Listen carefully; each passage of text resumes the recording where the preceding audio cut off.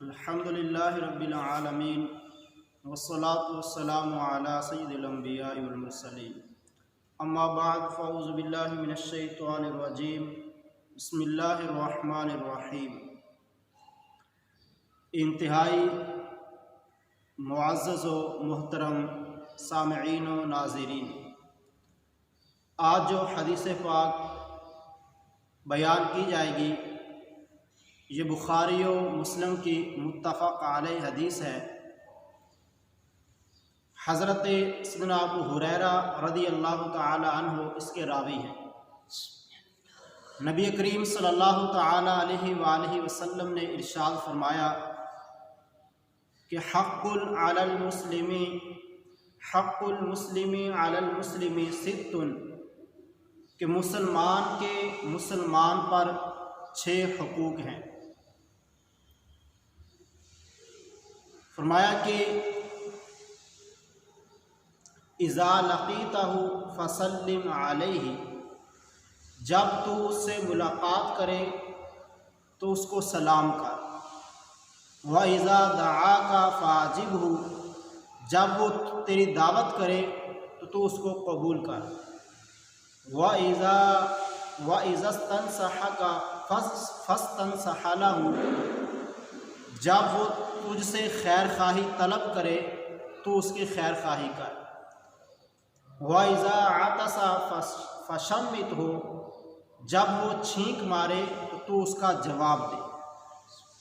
وَإِذَا مَرِضَ فَعُدْهُ، جب وہ بیمار ہو جائے تو اس کی عیادت کر۔ وَإِذَا مَاتَ فَاتْبَعْهُ، اور جب وہ مر جائے تو اس کے جنازے میں شریک ہو۔ تو یہ 6 حقوق اس حدیث پاک میں ایک مسلمان کے بیان کیے گئے۔ تو اگر ہم غور کریں کہ ان 6 حقوق کے اندر کتنی رہنمائی ہے اور مسلمانوں کے اندر آپس میں محبت، پیار اور الفت پیدا کرنے کا ایک درس دیا گیا ہے۔ تو سب سے پہلے ارشاد فرمایا کہ اذا لقیتہ فسلم علیہ، کہ جب تو اس سے ملاقات کرے تو اس کو سلام کر۔ تو ملاقات کرتے ہوئے سب سے پہلے سلام کرنا چاہیے۔ یہ ہمارے پیارے نبی صلی اللہ تعالی علیہ وآلہ وسلم نے ہمیں درس دیا کہ ایک مسلمان جب دوسرے مسلمان سے ملاقات کرے تو سب سے پہلے سلام کرے، کیونکہ سلام ایک محبت اور پیار کی علامت ہے۔ اپنی طرف سے ایک دوسرے مسلمان کو امن و سلامتی کی گارنٹی دینا ہے کہ جب ایک مسلمان دوسرے مسلمان کو سلام کرے گا، گویا کہ یہ پیغام دے گا کہ تو میری طرف سے امن میں ہے، سلامتی میں ہے، تجھے کوئی خوف نہیں۔ اور پھر سلام کرنے کے ساتھ ساتھ ایک تو ہے محبت کا عام ہونا، کہ مسلمان کی مسلمان سے محبت پیدا ہوگی، الفت اور پیار پیدا ہوگا۔ اس کے ساتھ ساتھ سلام کرنے والے کو نیکیاں بھی ملتی ہیں اور ثواب بھی ملتا ہے۔ جیسا کہ ایک حدیث پاک میں آتا ہے کہ پیارے نبی صلی اللہ تعالی علیہ وآلہ وسلم نے ارشاد فرمایا کہ جب کوئی مسلمان السلام علیکم کہتا ہے تو اللہ کریم اس کو 10 نیکیاں عطا فرماتا ہے۔ اور فرمایا کہ جب کوئی السلام علیکم ورحمۃ اللہ یہ کہتا ہے تو اللہ کریم اس کو 20 نیکیاں عطا فرماتا ہے۔ اور جب السلام علیکم ورحمۃ اللہ وبرکاتہ کہا جاتا ہے تو اللہ کریم اس کو 30 نیکیاں عطا فرماتا ہے۔ تو کوئی سلام کرنے والا یہ کہے گا تو اس کو بھی 30 نیکیاں ملیں گی، اور سلام کا جواب دینے والا اگر وہ بھی یہ کہے گا وعلیکم السلام ورحمۃ اللہ وبرکاتہ تو اس کو بھی 30 نیکیاں ملیں گی۔ چونکہ جو مسلمان ہے یہ نیکیوں کا حریص ہوا کرتا ہے، تو جب بھی ہم دوسرے سے سلام کریں تو اپنے ذہن کے اندر یہ بات بھی حاضر رکھیں کہ میں جو سلام کر رہا ہوں ایک تو محبت کا پیغام دے رہا ہوں، امن و سلامتی کا پیغام دے رہا ہوں، اور دوسرا میرا جو اللہ ہے وہ مجھے اس کا ثواب بھی عطا فرما رہا ہے، مجھے اس کی نیکیاں بھی عطا فرما رہا ہے۔ اور صحابہ کرام علیہم رضوان وہ آپس میں سلام اتنا زیادہ عام کیا کرتے تھے کہ احادیث کے اندر آتا ہے کہ اگر دو صحابہ جا رہے ہیں، درمیان میں کوئی ستون آ گیا، کوئی درخت آ گیا، تو اس کے بعد جیسے ہی ان کی ملاقات ہوتی پھر سلام کہتے تھے۔ یعنی کہ جو پہلے بھی چلے آ رہے ہیں، ایک ستون کا یا ایک درخت کا درمیان میں وقفہ آیا ہے، تو جیسے ہی اس سے جدا ہوئے تو پھر سلام کہتے تھے۔ تو اسی طرح ہم جب گھر میں جائیں تو گھر میں جا کر بھی سلام کہیں، حتیٰ کہ ہمارے علماء یہ روایت بیان کرتے ہیں کہ جو بندہ اپنے گھر میں جا کر السلام علیکم کہتا ہے اور اس کے بعد قل هو اللہ احد کہتا ہے، یعنی سورہ اخلاص قل هو اللہ شریف پوری پڑھتا ہے سلام کرنے کے بعد، تو کہتے ہیں کہ اس گھر کے اندر رزق کے اندر برکت ہوتی ہے اور اللہ کریم اس کو وسیع رزق عطا فرماتا ہے۔ سبحان اللہ۔ تو جب بھی گھر کے اندر جائیں تو گھر والوں کو سلام کریں اور اس کے بعد جو ہے سورہ اخلاص پڑھا کریں، تو انشاءاللہ روزی میں برکت ہوگی، اللہ کریم کی رحمتیں نازل ہوں گی۔ اور یہ بھی بتایا گیا کہ اگر کوئی گھر کے اندر، ہمارے فقہا نے لکھا، ہمارے علماء ہمارے فقہا لکھتے ہیں کہ اگر کوئی گھر کے اندر جائے اور گھر کے اندر کوئی فرد، کوئی شخص، کوئی انسان موجود نہیں ہے، تو وہ جا کر نبی کریم صلی اللہ تعالیٰ علیہ وآلہ وسلم کی بارگاہ میں سلام کریں، یعنی السلام علی النبی یا السلام علیک ایھا النبی یہ کہے، چونکہ ہمارے نبی پاک صلی اللہ تعالیٰ علیہ وآلہ وسلم کی روح مقدس بھی اللہ کریم نے یہ ان کو شان عطا فرمائی ہے کہ وہ مومنین کے گھروں کے اندر موجود ہوتی ہے۔ تو اسی طرح میرے محترم سامعین، یہ پہلا حق تھا، یہ پہلا حق ہے کہ ایک مسلمان دوسرے مسلمان کے اوپر سلام کرے جب ان کی ملاقات ہو، یہ پہلا حق اس بخاری کی حدیث کے اندر بیان کیا گیا۔ دوسرا حق کیا ہے؟ پیارے نبی صلی اللہ علیہ وآلہ وسلم نے فرمایا کہ وَإِذَا دَعَاكَ فَأَجِبْهُ، جب تیرا بھائی تجھے دعوت دے تو تو اس کی دعوت کو قبول کر۔ حتیٰ کہ فرمایا گیا کہ اگر کسی کا روزہ بھی ہو، اس کو دعوت دی گئی ہے تو وہ بھی دعوت کو قبول کرے، وہاں پر جائے، جا کر بیٹھ جائے، دعا کرے، کھانا نہ بھی کھائے تو دعا کر کے واپس آ جائے، دعوت کو ضرور قبول کرے۔ یا کوئی اور وجہ ہے، کھانا نہیں چاہتا، کوئی جو ہے طبیعت کا مسئلہ ہے، صحت ٹھیک نہیں ہے، کھانے کو دل نہیں کر رہا، کسی اپنی صحت کی کمزوری کی وجہ سے، تو پھر بھی فرمایا گیا کہ اس کی دعوت کو قبول کرے، ان شاء طعم و ان شاء ترک، چاہے تو کھانا کھا لے، چاہے تو کھانے کو چھوڑ دے، لیکن دعوت کو ضرور قبول کرے۔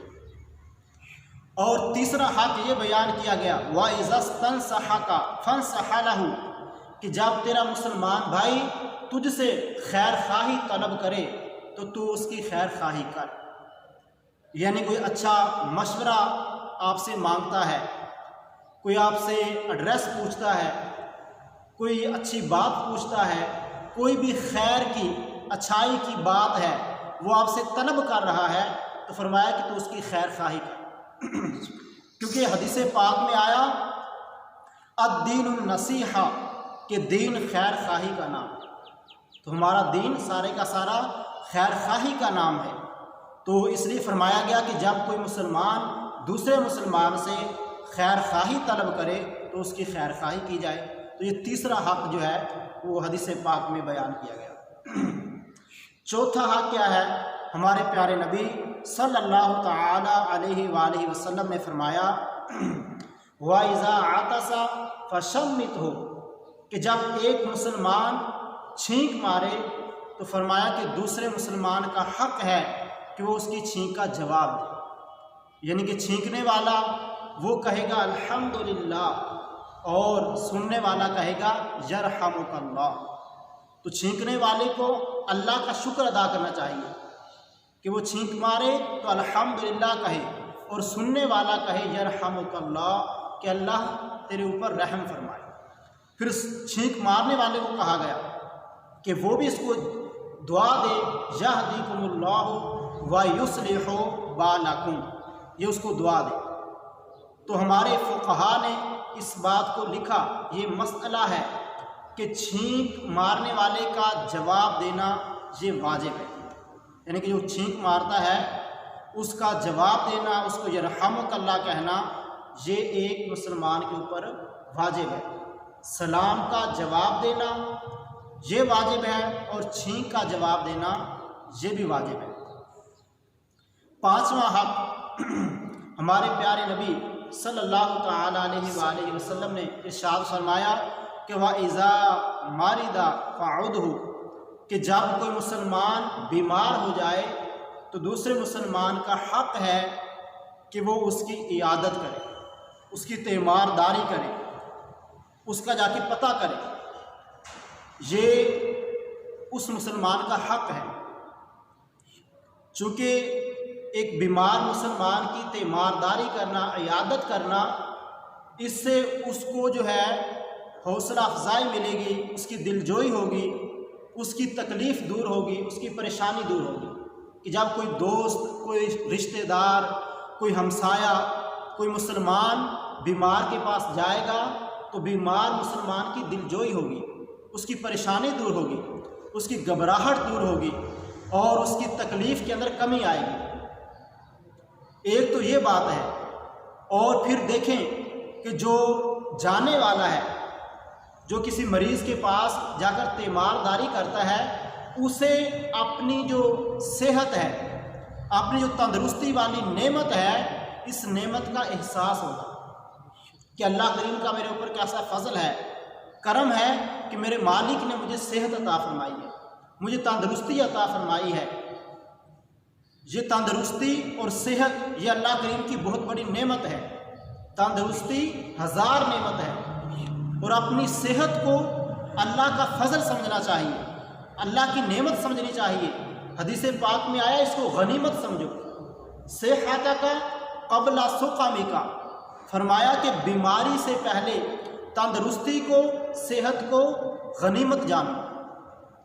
ये एक अल्लाह करीम का फ़ज़ल है, अल्लाह की नेमत है कि एक सेहतमंद मुसलमान होना।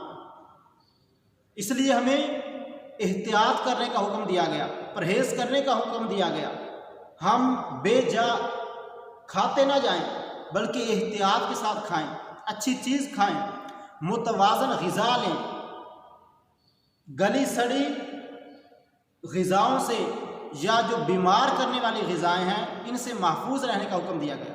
और जितनी भी परहेज़ की चीज़ें हैं, एहतियात की चीज़ें हैं, उनका हमें हुक्म दिया गया। जानबूझ के अपने आप को बीमारी के अंदर डालना, मुसीबत के अंदर डालना, अपने आप को बीमार करना, अपने आप को तकलीफ़ देना, ये हमारे इस्लाम का दर्स नहीं है। हमारा इस्लाम हमें दर्स देता है कि हम बीमारियों से महफूज रहें, हम कोशिश करें, अपने आप को बचाएं। तो ये हमारे इस्लाम का हुक्म है। हमारा इस्लाम ऐसा नहीं है कि वो हमें हर मुसीबत के अंदर डाल दे, क्या आप मुसीबत के अंदर अपने आप को डाल दो, बल्कि हमारा इस्लाम हमारे ज़ाहिर की भी इस्लाह करता है, हमारा इस्लाम हमारे बातिन की भी इस्लाह करता है। ये इस्लाम हमें बताता है कि अपना मुआशरा, उसके अंदर हुस्न कैसे पैदा करना है, मुआशरे को अच्छा कैसे बनाना है। अपने ज़ाहिर की सफाई सुथराई का भी हुक्म देता है, अपने बातिन की सफाई सुथराई का भी हुक्म देता है। इसलिए फरमाया गया कि सफाई निस्फ ईमान है, सफाई निस्फ ईमान है। और हमारे प्यारे नबी सल्लल्लाहु तआला अलैहि वसल्लम ने जितनी सफाई की तरगीब दी है, सफाई का हुक्म इरशाद फरमाया, वो हमारे प्यारे नबी सल्लल्लाहु तआला अलैहि वसल्लम के इस दीन के अंदर वाज़ेह बातें हैं। इस दीन के अलावा किसी भी और मज़हब के अंदर, किसी दीन के अंदर इतना सफाई सुथराई का हुक्म नहीं दिया गया। तो जब किसी बीमार की इयादत की जाएगी تو اس وقت اپنی جو تندرستی والی نعمت ہے اس کا بھی احساس ہوگا، اس کا احساس ہوگا۔ تو اس لیے بھی فرمایا گیا کہ جب کوئی مریض، کوئی مسلمان بیمار ہو گیا اس کی عیادت کرو، ایک تو اس کی دلجوئی ہوگی، اس کی تکلیف دور ہوگی، اور دوسرا جو ہے جو اللہ کریم نے اس کو صحت عطا فرمائی ہے اس صحت کا احساس ہوگا، اس نعمت کا احساس ہوگا۔ اور پھر ایک بیمار انسان کو دیکھ کے آخرت کی یاد آئے گی، اپنی قبر کی، اپنا مرنا وہ یاد آئے گا۔ حدیث پاک میں آتا ہے کہ عود المریضہ وامشوا مع الجنائز، فرمایا کہ مریض کی عیادت کرو اور جنازوں کے ساتھ چلو، جنازوں کے ساتھ چلو، کیونکہ فرمایا کہ یہ چیزیں تمہیں آخرت کی یاد دلائیں گی۔ مریضوں کی عیادت کرنا، جنازوں کے ساتھ چلنا، یہ تمہیں آخرت کی یاد دلائیں گی۔ اس لیے کسی شاعر نے کہا تھا کہ جب جنازہ آگے جا رہا ہوتا ہے، کوئی جنازے کے ساتھ چل کے جا رہا ہوتا ہے، تو گویا کہ جنازہ اس بات کا اعلان کر رہا ہوتا ہے، کیا جہاں والوں میرے پیچھے چلے آؤ، تمہارا رہنما میں ہوں۔ وہ آج تمہاری رہنمائی کر رہا ہوتا ہے کہ جس مقام پہ آج میں جا رہا ہوں اس مقام پہ ہر انسان نے آنا ہے، ایک دن مر جانا ہے، ایک دن جو ہے وہ اپنی قبر کے اندر ضرور جانا ہے۔ تو مریض کو ملنا، اس کی عیادت کرنا، اس کی بہت ساری حکمتیں ہیں، بے شمار حکمتیں ہیں کہ انسان کو آخرت کی جو ہے یاد بھی آ رہی ہے، ایک مسلمان کی دلجوئی بھی ہو رہی ہے، ایک مسلمان کی جو تکلیف ہے وہ بھی دور ہو رہی ہے۔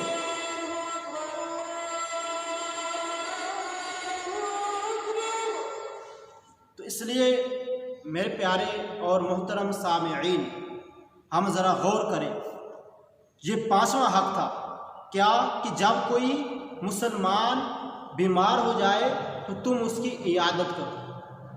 اور 6واں حق کیا ہے؟ ہمارے پیارے نبی صلی اللہ تعالیٰ علیہ وآلہ وسلم نے ارشاد فرمایا وَإِذَا مَاتَ فَاتْبَعْهُ، کہ جب ایک مسلمان مر جائے تو اس کے جنازے میں شریک ہو، اس کے جنازے میں شرکت کرو۔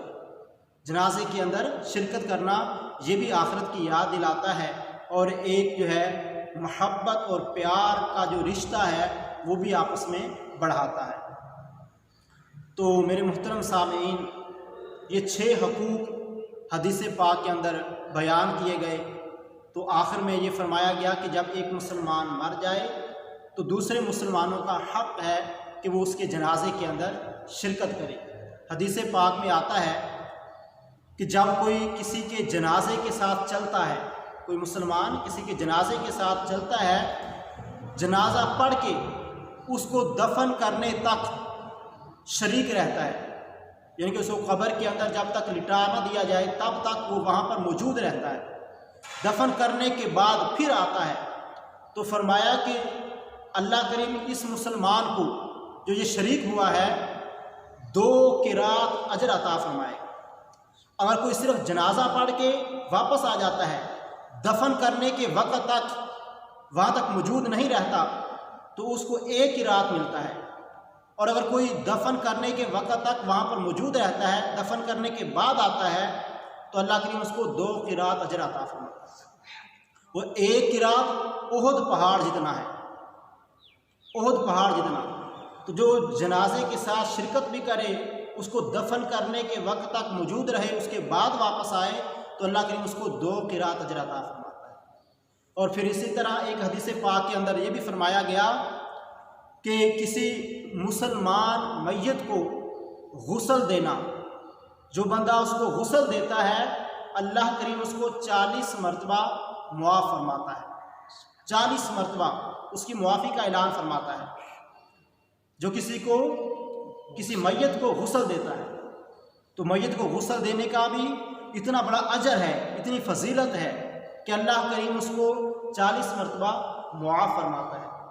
اور جو کوئی کسی میت کو کفن پہناتا ہے، کفن پہنائے تو فرمایا کہ گویا کہ ایسے ہی یہ کفن پہنانے کا ثواب اس کو اتنا ملتا ہے کہ اللہ کریم اس کو جنت کا ریشمی لباس پہنائے۔ جو کسی میت کو کفن پہناتا ہے، اور پھر فرمایا کہ جو کسی میت کو قبر کے اندر دفن کرتا ہے، اس کو دفناتا ہے، تو فرمایا کہ یہ ایسا ہی ہے گویا کہ اس بندے نے اس کو قیامت تک ایک رہائش فراہم کی ہے، رہائش دی ہے۔ جس طرح کسی کو رہائش دینے کا ثواب ملتا ہے، اسی طرح میت کو قبر کے اندر دفن کرنے کا ثواب ملتا ہے۔ تو یہ کتنی خوبصورت باتیں ہیں۔ یہ بخاری اور مسلم کی متفق علیہ حدیث ہے کہ 6 حقوق ایک مسلمان کے دوسرے مسلمان پہ بیان فرمائے گئے کہ حق المسلم علی المسلم ستن، کہ مسلمان کے مسلمان پر 6 حق ہیں جو یہ حدیث پاک کے اندر بیان کیے گئے ہیں۔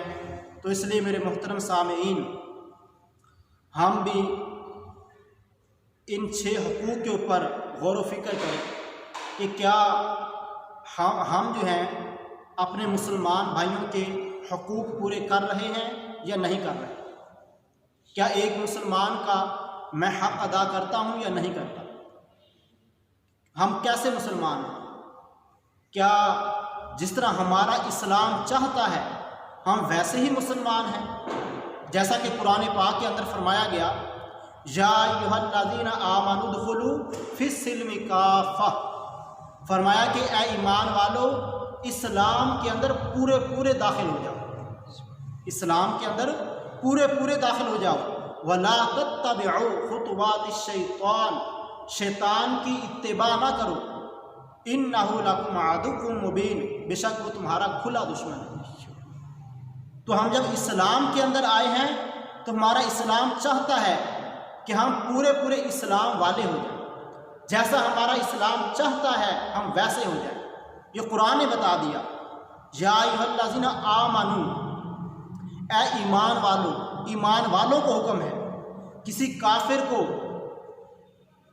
حکم نہیں دیا جا رہا، بلکہ ایمان والے کو جو ایمان لے آیا ہے، جس نے کلمہ پڑھ لیا ہے لا الہ الا اللہ محمد رسول اللہ، اس ایمان والے کو کہا جا رہا ہے کہ یا ایھا الذین آمنوا ادخلوا فی السلم کافہ، اے ایمان والو پورے اسلام کے اندر داخل ہو جائے۔ ایسا نہ ہو کہ آدھا تتر آدھا بٹیر، کہ آدھے تو ہم مسلمان ہوں اور آدھی ہماری حرکتیں غیر مسلموں والی ہوں، کسی بد مذہب والی ہوں، بے دین والی ہوں، ایسا نہ ہو، بلکہ ہم جب کہہ دیا کہ ہم مسلمان ہیں، جب ہم نے کہہ دیا کہ ہمارا اللہ ایک ہے، ہمارے نبی حضرت محمد صلی اللہ تعالیٰ علیہ وآلہ وسلم اس کے بندے ہیں، اس کے رسول ہیں، وہ آخری نبی ہیں، اب ہمارے اندر ذرا سی بھی کوئی گنجائش، کوئی ملاوٹ، کوئی کمزوری نہیں ہونی چاہیے کہ ہاں کوئی بعد میں کوئی نبوت کا دعویٰ کر دے، کوئی قادیانی ہے، کوئی بد مذہب ہے، کوئی دعویٰ نبوت کرتا ہے تو ہم اس کے بارے میں ذرا نرم پہلو رکھیں۔